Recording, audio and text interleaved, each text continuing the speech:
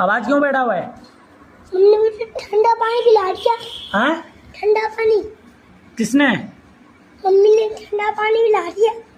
तो क्या हुआ था ठंडा पानी से? ठंडे पानी से आवाज बैठ गई। अच्छा, तो कौन सा पानी पीना चाहिए फिर? गर्म पानी। गर्म पानी?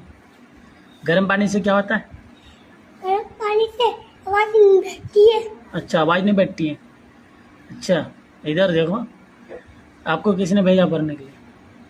मम्मी ने। मम्मी ने क्या बोली? मम्मी चाहे खाली चीज खा लो लेकिन ठंडा पानी नहीं पियो। ठंडे पानी से आवाज बैठती है। आवाज। अच्छा, तो तुम्हारी आवाज़ बैठ गई है। हाँ, तो आप मत पीना ठंडा पानी, ठीक है?